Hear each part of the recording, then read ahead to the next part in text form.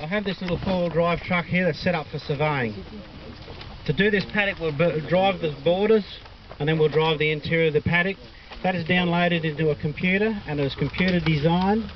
And when it comes to doing laser level, the computer creates a chip of where we can travel the whole paddock on automatic and does the cuts and fills. Okay? Is anyone aware of GeoStar, how it works? Nobody?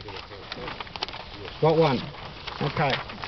Okay, first of all, there's a little page here. You'll see there is a black outline around a heap of paddocks. That's the paddock that is in front of you here. Before we started laser leveling, there's all the little paddocks that were in there. There's all the drains and a few paddocks at different directions. Mostly ran that way, some of them here. Now the whole paddock runs that way. All the water from up there will drain from down here. What is the paddock? Sorry? The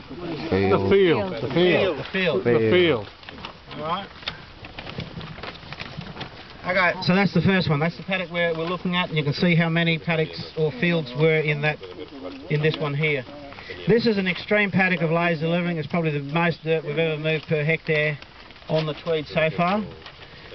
We have had cuts of over a metre, around about 5 feet, and those are feet, to make this one work. Where we've had our big cuts, we've overcut by 250 mil and brought 250 mil of topsoil back on top.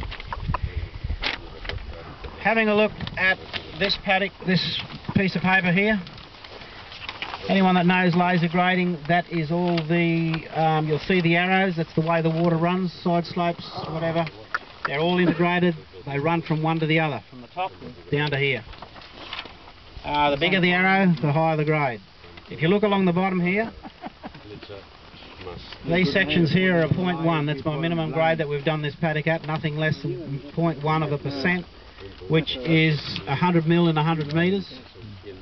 Anyone need feet? Everyone understands feet? There's a couple of Australians here, David. Yeah. Conversion doesn't work as fast. Anyway, that's like 4 inches and 100 yards basically, okay? Okay, to give you an idea, that's my minimum grade. Other than that, other grades are steeper than that. Once again, I never mentioned to the other people, if you look at the top up here, this has got 0.1. That means the contour lines are 100 mil apart. If you look on the map and find a green line, the first red line is 100 mil cut. The first blue line is 100 mil fill. So you can understand your map, the farmer can see how much is going to be cut at any relevant piece. Several other blocks for him out the back, done the same thing, joined a number of paddocks together. His harvester works on a base rate plus a fuel supplement price, and his fuel price went from about $1.50 with all the little small paddocks to about 90 cents a tonne. That's a fair saving just to start with. Let alone when you comes to cultivate, spray, whatever, it's civilised. When it rains, you don't have to dig every row out with a shovel, the water comes down to the end of the paddock. Plus an extra 2 hectares of ground. Charlie says another 2 hectares of ground, filling in all the drains. Yeah, 2 hectares. And what is the drainage?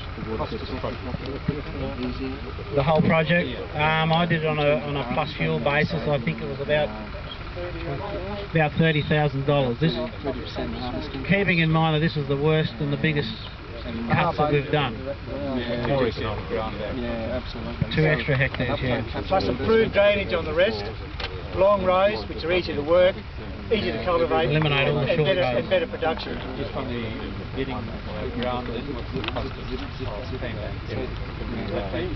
To buy land? Yeah, well, presumably now he's able to say he's got 2 extra hectares of paper. Yes. What does that do to the value of his farm?